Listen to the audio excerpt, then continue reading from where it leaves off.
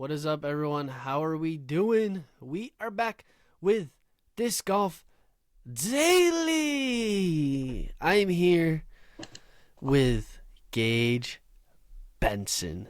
He is the course pro, the groundskeeper of Maple Hill Disc Golf, the former number one course in the world, number one course in the United States still, though. Gage, how we doing? Doing well. How you doing? I'm doing excellent. So, tell us, Gage, your start in disc golf. How'd you start? And just tell us your journey until where you're at now. That's a lot, but I can definitely tell you where it started. I can tell you the first time I ever played disc golf was my senior year in high school.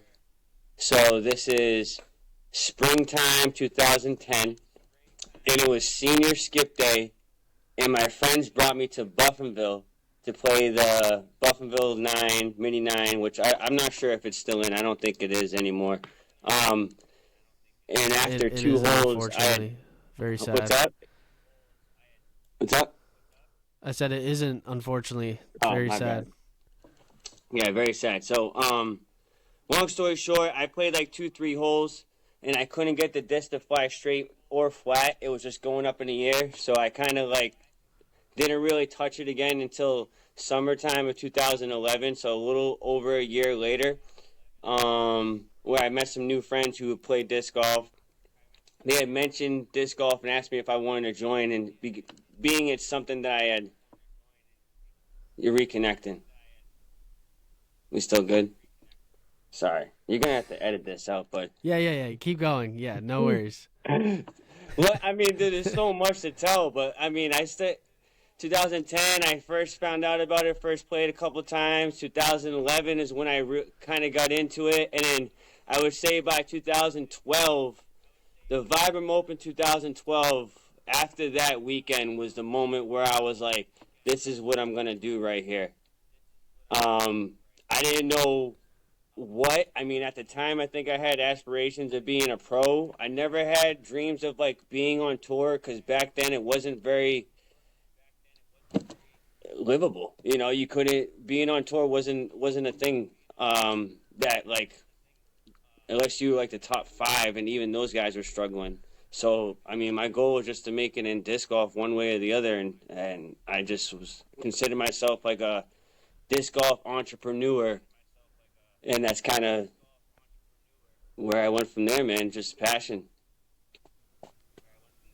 You want more? There we go. We're only So, in 2011. No, yeah, well... Oh, yeah. Keep giving us your timeline. I mean, so, well, it's 2012, so after Vibram Open, I was already basically like a local at Maple Hill at this point. I went there all the time. I volunteered weed whacking and stuff like that, helping out at the tournament. But I mean, it was very minimum things I needed helped out on, because first of all, like a third of the field was like regional or local pros playing. Also, there was only like 80 spectators, so there wasn't much to manage or operate. It was more of like a party. Man, yeah, I mean, and then that was basically my favorite time of year every year since 2012. I basically, you know. So what year are we in now? God, I haven't done an interview in a while. I'm sorry, Ben. Let's see here. 2016. Hey, it's all good. We're getting to know you. That's all it's all about. All right, so here's what it is. 2012 to 2016, I was at Maple Hill all the time. All the time. At the end of 2015, the manager at the time was Dave Jackson. At the end of 2015, he basically just started letting me play for free. because I had paid so many one-day passes that I could have bought a membership like multiple times over. And for whatever reason that year, I never bought a membership. So he just started letting me play for free. And then by 2016 springtime, they hired me and gave me a job. And I was just basically 10, 15 hours a week weed whacking. But man, I was the best weed whacker that possibly could. I put so much passion into the weed whacking back in the day, man. I took so much pride in everything that I did there. And then as the years passed, my responsibilities became more, and what I contributed to Maple Hill became bigger and more in time and effort. And yeah, what year are we in now? 2024. So I mean, from 2016 to 2024, it's been like a blur, but here I am. So, take us through kind of what your job is now for Maple Hill. What do you do exactly? So each week I kind of go over like how many lessons do I have and what lessons do I have. Typically Tuesday, Wednesday, Thursday, 10 a.m., 11 a.m. So I might plan stuff that I need done on the course around those lessons, such as like designing new holes like hole 9, the par 4 last year, and then the par 5 extension this year. So I'll like and organize if I need like a big tree cut down by either my boss Tom Southwick or Ryan Johnson. I'll organize my lessons or time with them around that. And then so if I'm not teaching lessons, I'm building and designing new holes on the course while every day maintaining, grass cutting, weed whacking, stuff like that.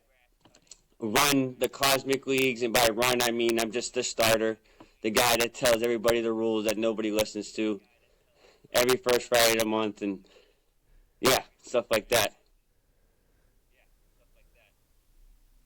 Mm-hmm. And talk to us more about your designing. Is this something tell us what you've done for Maple Hill disc golf design wise, and is this something you plan on doing more? Because I know you have a few more design credits under your belt, and you're kind of starting to okay, so that avenue. When I started to shift my focus from I'm going to play competitively and hopefully make it one day to course design and kind of like the ambassador role of the game, that was what I thought my avenue was going to be, which was designing and stuff like that. I have designed a college course around here, a high school course that's being put in, and then the Maple Hill Diamond layout. So the Maple Hill Diamond layout was originally called FPO Gold, which I think was just a name that was thrown together, for the women to play during the MVP Open. It was the Vibram Open back then. So I had came up with the Maple Hill Diamonds name, and then with there I adjusted and designed new holes to go with that layout to challenge the best females in the world. But I'll be honest, the lessons and teaching have kind of taken precedent over the designing. Besides Maple Hill, I don't really go looking to design courses. I'm more or less looking to build a clientele base as far as like coaching and teaching and making my avenue in the game that way. So got it. So less so lessons, more you're more trying to coach, and I mean less so designing and more so lessons and coaching others. Talk to us more about that lesson, how you kind of got started off the ground and what you've learned over the years of teaching clients.